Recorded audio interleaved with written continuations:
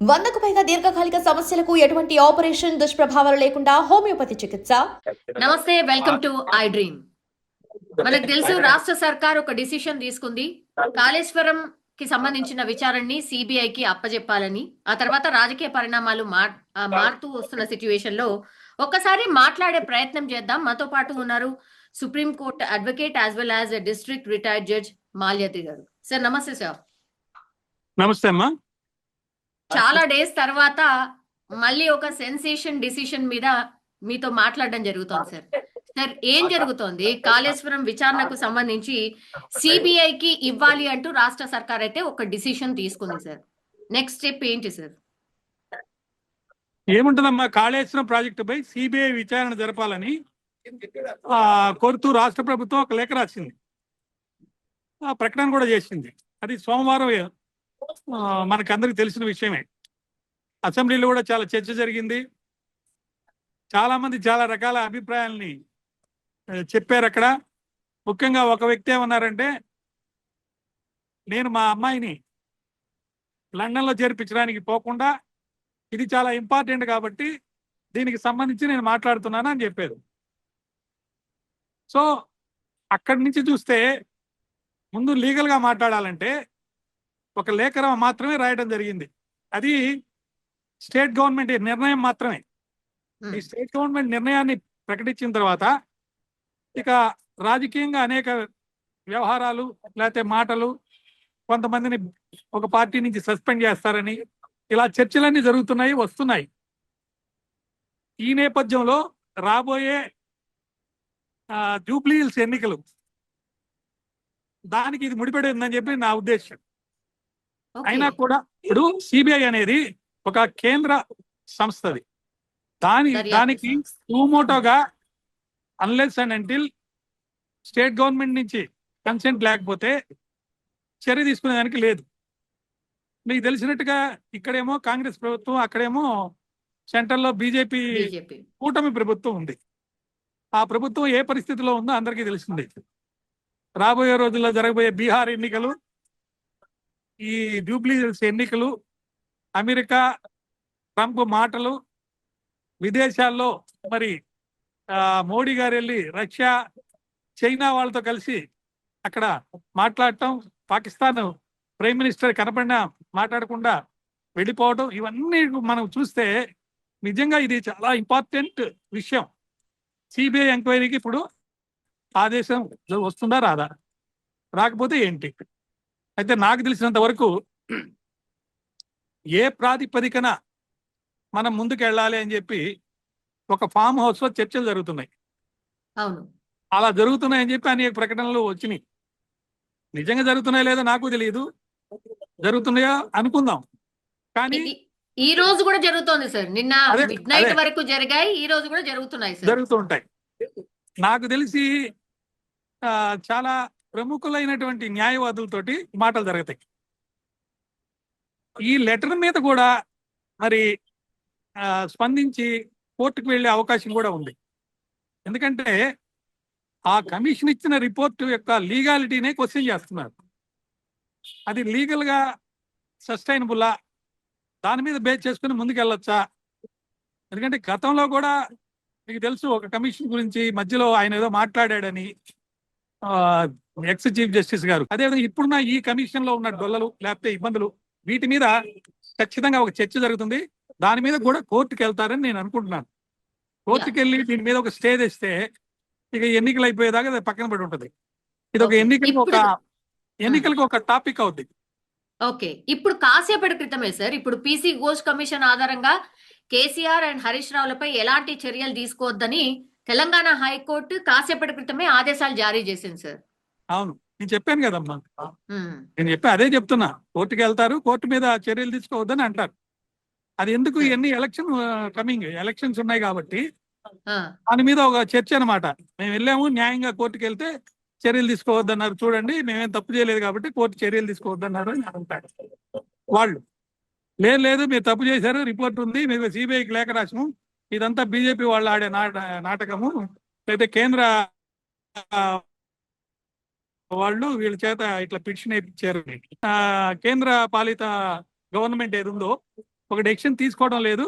అది దానికి కారణం ఏంటంటే వాళ్ళు ప్లస్ ఈ బీఆర్ఎస్ పార్టీ వాళ్ళు ఒకటి అని చెప్పి కాంగ్రెస్ వాళ్ళు అంటారు.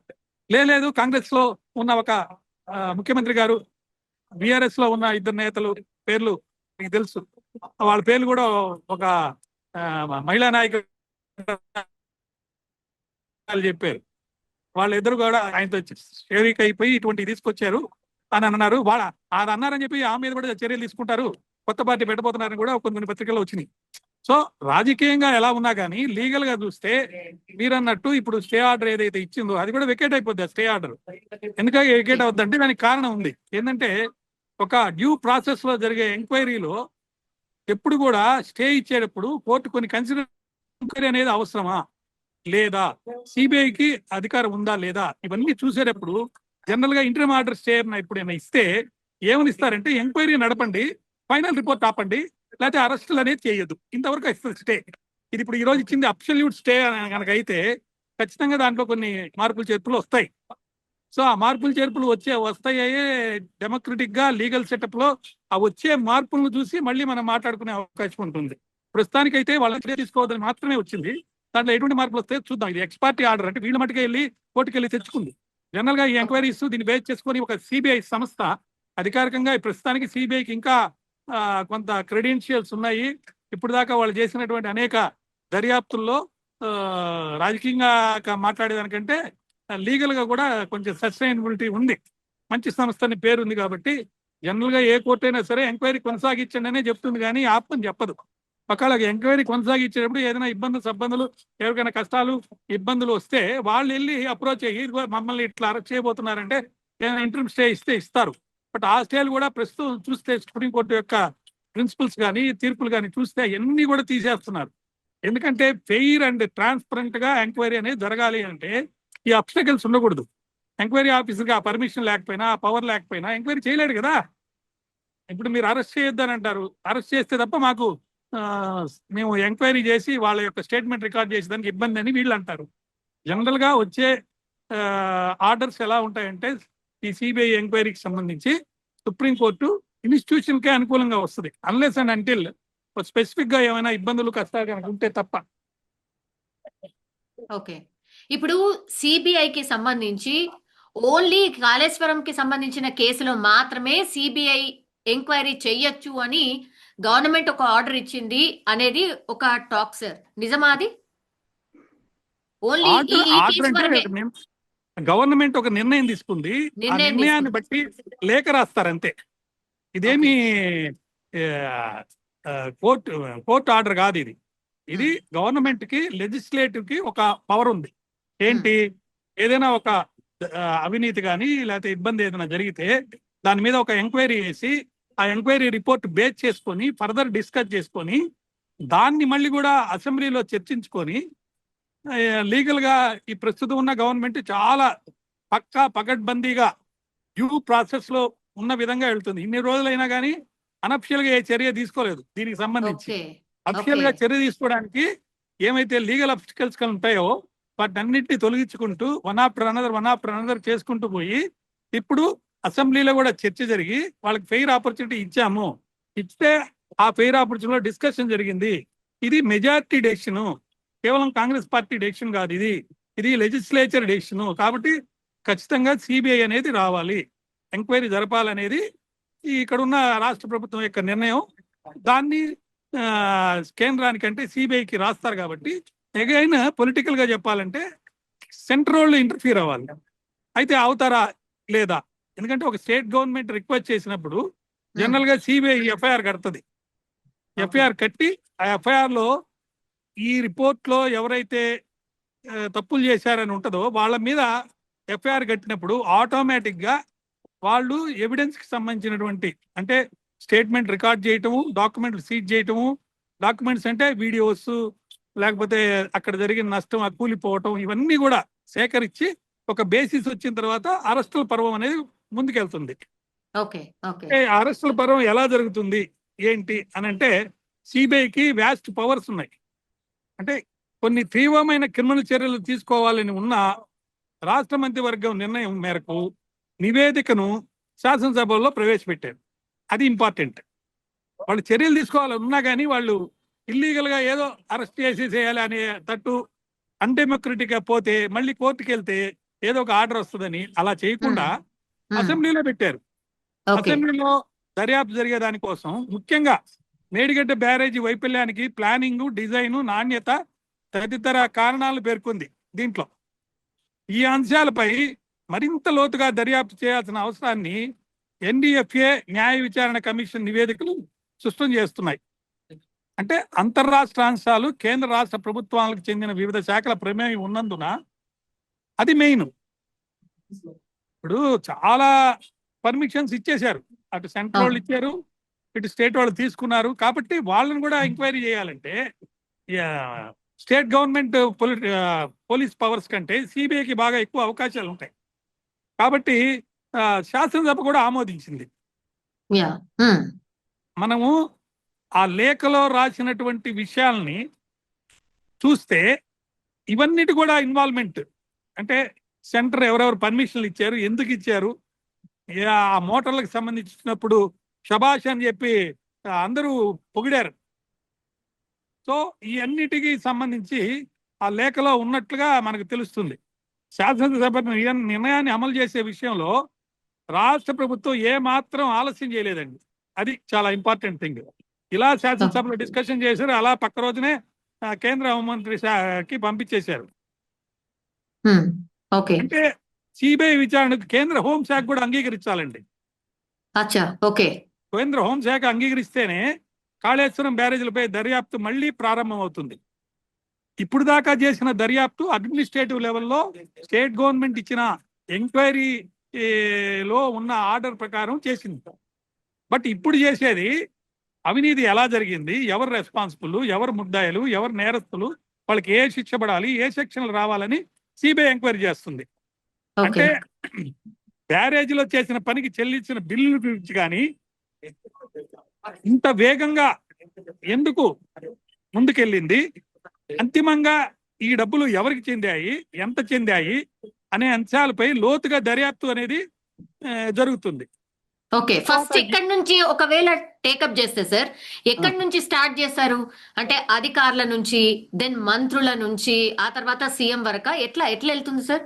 అంటే దర్యాప్తు చేయించాలని కమిషన్ సిఫార్సు చేసిందండి. ఆ కమిషన్ చేసిన సిఫార్సు కానీ మనం చూస్తే మేడిగడ్డ బ్యారేజీ 7వ బ్లాక్ ని తిరిగి నిర్మించడంతో పాటు బ్యారేజీ మరమ్మతులు అయ్యే ఖర్చును నిర్మాణ సంస్థే భరించాలని కూడా చెప్పింది. సో అది ఒక పార్ట్.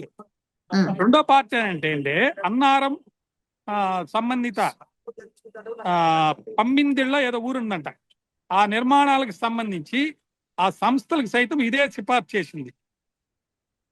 అంటే ఒక విషయం, అప్పుడున్న ముఖ్యమంత్రి మీద లేకపోతే ఇరిగేషన్ శాఖను చూసిన వాళ్ళ మీద చర్యలు తీసుకునే స్వేచ్ఛ, స్వాతంత్రం ప్రభుత్వానికి ఉందండి.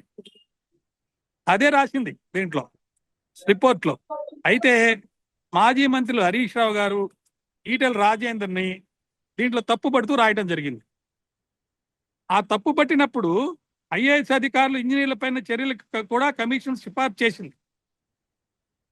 కేవలం రాజకీయ నాయకుల మీదే కాకుండా అడ్మినిస్ట్రేటివ్ సైడ్ ఎవరు పర్మిషన్లు ఇచ్చారు, ఇంజనీర్స్ ఎవరు దీన్ని ఎగ్జిక్యూట్ చేశారు, వీళ్ళందరినీ. అయితే సిబిఐ ఈ పరిస్థితుల్లో రంగంలో దిగితే పరిస్థితి ఏ విధంగా ఉంటుందో అని అధికారులు కూడా ఆందోళన మొదలైంది. వాళ్ళందరూ దేవుడు దండం పెట్టుకున్నారు, బాబు వీళ్ళు గెలుచుంటే పోయి ఉండేది, మాకు ఇబ్బంది లేకుండా వీళ్ళు ఓడిపోయారు, ఇవన్నీ తీసుకొచ్చి మా మీద పెట్టారని. అయితే తెలంగాణ కేసుల విచారణలో సిబిఐకి ఎటువంటి అడ్డంకులు లేవు, పూర్తి స్వేచ్ఛనిచ్చాము అని చెప్పి మీడియాలో రేవంత్ రెడ్డి గారు, ముఖ్యమంత్రి గారు మాట్లాడడం జరిగింది. అవును, అంటే పలు కేసులకు సంబంధించి విచారణ అనుమతులు ఇవ్వటంలో వెంటనే దస్త్రాలు పంపించి సంతకాలు చేసేసాను, నేను ఆమోదం తెలిపాను, ఇది నిరంతరం సాగే సాధారణ ప్రక్రియ అని చెప్పి ఈయన చెప్పడం జరిగింది. ఎవరు? ముఖ్యమంత్రి గారు. అంటే ఒక విధంగా చెప్పాలంటే నా పని నేను చేసేసాను యాజ్ ఏ చీఫ్ మినిస్టర్. అసెంబ్లీలో కూడా చర్చించిన తర్వాత డెమోక్రటిక్ ప్రాసెస్లో వెళ్ళాను. ఇది కేంద్ర హోంశాఖ అంటే మళ్ళీ సెంటర్ వాళ్ళు రాజకీయంగా ఎలాంటి డెసిషన్ తీసుకుంటారు, అక్కడి నుంచి మూవ్మెంట్ లేకుండా. మీకు తెలుసు గతంలో మనం కవిత విషయంలో మాట్లాడుకున్నాం. కవితను ఎప్పుడు అరెస్ట్ చేశారు? కేవలము ఢిల్లీ ముఖ్యమంత్రిని అరెస్ట్ చేసేదానికి బేస్ కోసంగా అరెస్ట్ చేశారు. అంటే అది ఒక రాజకీయ చర్య. ఏమైపోయిందో కూడా ఆ కేసు ఎవరు పట్టించుకునేవాళ్ళు లేరు. కానీ అప్పుడు అది రాజకీయంగా అప్పుడున్న సెంట్రల్ గవర్నమెంట్ లో ఉన్న బీజేపీ పార్టీకి అనుకూలమయ్యి ఒక అవినీతిమై పోరాడినటువంటి ముఖ్యమంత్రిని లోపలేయగలిగిన సమర్థత ఈ బీజేపీకి ఉందనుకొని అక్కడ ఎలక్షన్స్ లో వాళ్ళని ఓడించారు. కాబట్టి ఇక్కడ కావాల్సింది ఏంది? కాంగ్రెస్ ఓడించాలి. కాంగ్రెస్ ఓడించాలంటే అది ఎప్పుడు అవసరం అయితే అప్పుడు సిబిఐ కేంద్ర హోంశాఖ అంగీకారం తెలుపుతుంది. అచ్చా, ఓకే. అప్పటి వరకు సిబిఐ ఎంక్వైరీ వేసినప్పటికీ కూడా ముందుకు సాగే పరిస్థితి లేదంటారా సార్? ఎక్కడుందమ్మా రాజకీయంగా? ఎక్కడుంది? ఇక్కడేమో జూబ్లీ హిల్స్ ఎన్నికలు ఉన్నాయి, అక్కడేమో బీహార్ ఎన్నికలు ఉన్నాయి. బీహార్ ఎన్నికల్లో ఈసీ ఏ విధంగా కార్యక్రమాలు లేకపోతే చర్యలు చేపట్టినాయో అందరికీ తెలిసిందే. రాహుల్ గాంధీ ఏమన్నాడు? హైడ్రోజన్ బాంబు మొన్న పేల్చాను, ఇప్పుడు మళ్ళీ ఇంకో బాంబు పేల్చబోతున్నాను అని అంటున్నాడు. అవును. ఈ పరిస్థితుల్లో ఇది కూడా రాహుల్ గాంధీ ఏదైతే బాంబు పేల్చున్నాడో దాంట్లో ముందు అనమాట, అంటే ఇంట్రడక్షన్ బాంబు. ఇది కాంగ్రెస్ వేసిన ఇంట్రడక్షన్ బాంబు అని చెప్పొచ్చు. ఓకే. ఇప్పుడు వాళ్ళు ఒకటే అడుగుతున్నారు, కాంగ్రెస్ పార్టీ కానీ లేకపోతే లెజిస్లేచర్ నుంచి ఈ లెటర్ పోయిన తర్వాత ఏ అవరాధాలు లేవు, చేసేయండి, అరెస్ట్ చేయండి, ఎంక్వైరీ, మీ మీద బాధ్యత ఉందని చెప్పి రేపు నుంచి తెలంగాణలో అన్ని పార్టీలోళ్ళు, అంటే బీజేపీ అన్ని పార్టీలోళ్ళు ఇదే మాట్లాడుతూ ఉంటారు. ఒక రకంగా చెప్పాలంటే ఇరకాటంలో పెట్టినట్టేనా సార్ కేంద్రాన్ని అనుకోండి, అక్కడ ఉన్నటువంటి బీజేపీ పార్టీని? ఇది రాజకీయంగా అయితే వాళ్ళని ఇరకాటంలో పెట్టినట్టే. టెక్నికల్ గా లీగల్ గా చూస్తే government is going as per law due process లో. కోర్టు ఆదేశం అన్నా ఉండాలి, సంబంధిత రాష్ట్ర ప్రభుత్వ లేఖైనా ఉండాలి. ఇప్పుడు ప్రభుత్వ లేఖ వచ్చేసింది కోర్టు ఆదేశం కంటే ముందర, అంటే కోర్టు ఆదేశం కంటే ముందు ప్రభుత్వం బంద్ చేసినట్టే కదమ్మా. సో ఉదాహరణకి బ్యాంకుల్లో రుణాలు తీసుకొని ఎగేస్తారు అనుకోండి, ఎవరైనా రుణాలు ఎగేస్తారు, సిబిఐ నేరుగా విచారణ చేస్తుంది. వాటికి రాష్ట్ర గవర్నమెంట్ నుంచి ఎప్పుడు కూడా ఆమోదం తెలుపుతూనే ఉన్నారు. ఇప్పుడు కాళేశ్వరం పైన రాష్ట్ర ప్రభుత్వమే లేఖ రాసింది. అలా లేఖ రాసిందంటే రాష్ట్ర ప్రభుత్వం యొక్క నిజాయితీ అని కానీ, లేకపోతే నిష్కలంకతను కానీ, ట్రాన్స్పరెన్సీని కానీ, అకౌంటబిలిటీ కానీ, ఇవన్నీ మాకు చక్కగా ఉంది, మేము చేసామని రేపు ఎన్నికల్లో చెప్పుకుంటారు, ఇక్కడ చెప్పుకుంటారు, బీహార్ లో చెప్పుకుంటారు. నిజం చెప్పాలంటే సార్, సిబిఐ ఎంట్రీ కావాలి అంటే, ఒక రాష్ట్రంలోకి రావాలి అని అంటే, what is the procedure sir generally అమ్మా? సిబిఐకి సుమోటో ఒక స్టేట్ లో ఎంటర్ అయ్యేదానికి అవకాశం లేదు. మన రాష్ట్రంలో 16 స్టేట్స్ అనుకుంటాను వాళ్ళు కన్సెంట్ ఇచ్చారు, మా రాష్ట్రంలోకి సిబిఐ ఎంటర్ కావచ్చు, ఎంక్వైరీలు జరపచ్చు అని. కానీ ఒక కోర్టు ఆదేశం కానీ మీరు ఎంక్వైరీ చెయ్యండి అని, లేదా ఆ రాష్ట్ర ప్రభుత్వం నుంచి ఒక లేఖ వెళ్ళాలి, వెళ్తేనే సిబిఐ ఎంక్వైరీ చేస్తుంది. జనరల్ గా సుమోటో కొన్ని నేరాల్లో సుమోటో కూడా చేస్తుంది, బట్ అప్పుడు రాష్ట్ర ప్రభుత్వం అడ్డుపడితే మళ్ళీ చాలా ఇబ్బంది అవుతుంది అనమాట. So consent of the state government is required, because law and order issue అనేది స్టేట్ గవర్నమెంట్ యొక్క ప్రెరగేటివ్ లో ఉంది. మనకు state list, central list, concurrent list అని ఉంటాయి కాన్స్టిట్యూషన్ లో. లా అండ్ ఆర్డర్ అనేది స్టేట్ లిస్టు, సో ఎక్స్క్లూజివ్ గా స్టేట్ బాధ్యత, రాష్ట్ర ప్రభుత్వ బాధ్యత. ఏదో ఎమర్జెన్సీ వచ్చి ఎమర్జెన్సీ పెట్టి ఇక్కడ ప్రభుత్వాన్ని సస్పెండ్ చేసి అలాంటివి వచ్చినప్పుడు మళ్ళీ సెంటర్ ఇంటర్ఫియర్ అవుతుంది.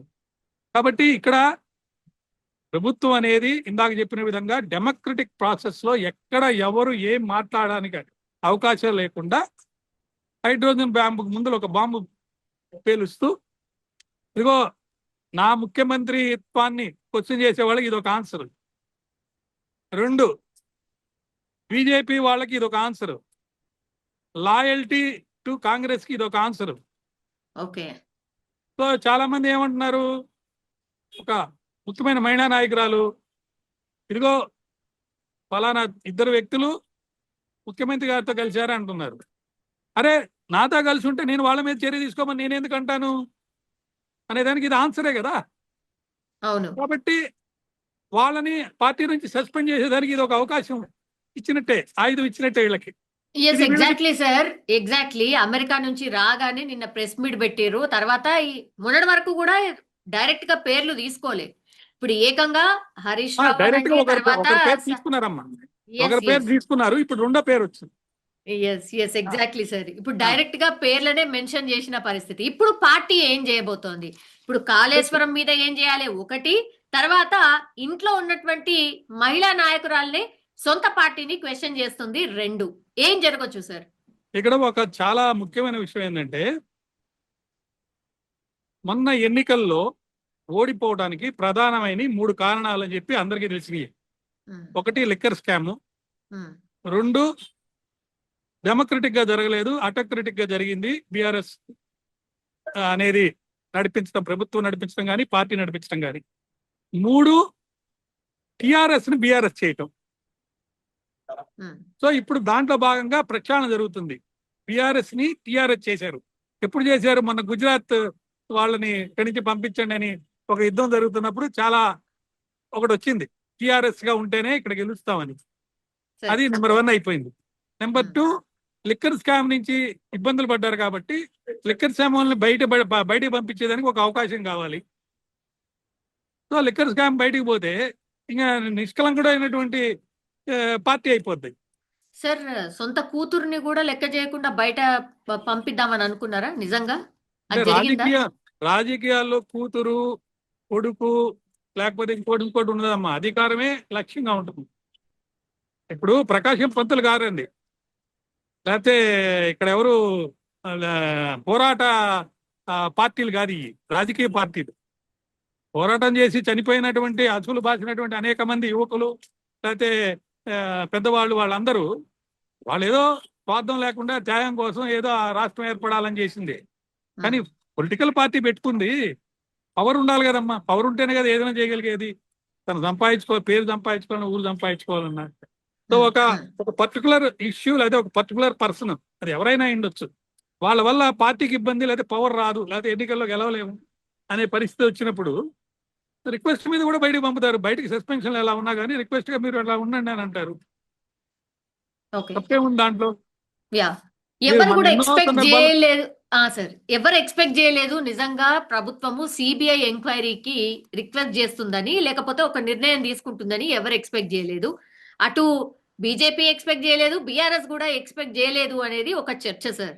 నిజమేనా సార్ ఇది? మీకు కూడా అలాగే అనిపించిందా? లేదమ్మా, అందరు ఎక్స్పెక్ట్ చేశారు. సమయం ఎప్పుడనేది అందరు వెయిట్ చేస్తున్నారు. కరెక్ట్ జూబ్లీస్ ఎలక్షన్లు వచ్చినాయి, బీహార్ ఎలక్షన్లు రాబోతున్నాయి. ఒకరిని మార్చబోతారేమో ఇక్కడ అనే ఒక టాక్ వచ్చింది. ఆ మార్చబోయేది ఎందుకు అని అంటే పట్టు లేదు. మొన్న ఒక తీర్పు వచ్చింది, మీకు తెలిసిందే. కొంతమంది 10 మంది ఎమ్మెల్యేలు పార్టీ మారారని, అవును, వాళ్ళ మీద తీసుకున్న దాంట్లో ప్రాపర్ గా జరగలేదు అని చెప్పి ఒక ఎమ్మెల్యే బాధపడ్డాడు కూడా, కన్నీళ్లు పెట్టుకున్నట్టు బాధపడి మాట్లాడాడు. ఏమనంటే, నేను అనవసరంగా పార్టీ మార్చినందువల్ల నాకు చాలా ఇబ్బందులు వచ్చినాయి అని చెప్పి కూడా అంటం జరిగింది అనమాట. సో రైట్ టైంలో రైట్ డెసిషన్ ఫర్ గవర్నమెంట్.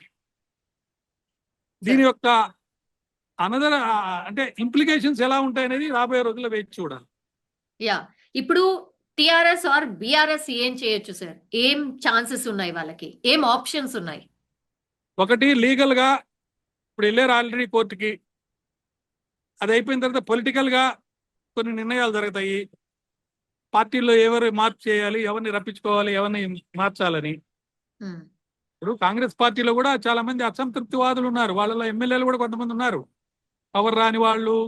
లేకపోతే ఇప్పుడు నిన్న ఒక పేపర్లో ఒక ఎడిటోరియల్లో వచ్చింది కాబట్టి మనం మాట్లాడుకోవచ్చు. అది సుమారు కొన్ని అసెంబ్లీ సెగ్మెంట్స్ లో 20 కోట్లు ఖర్చు పెట్టారంట ఎన్నికల్లో అయ్యటానికి.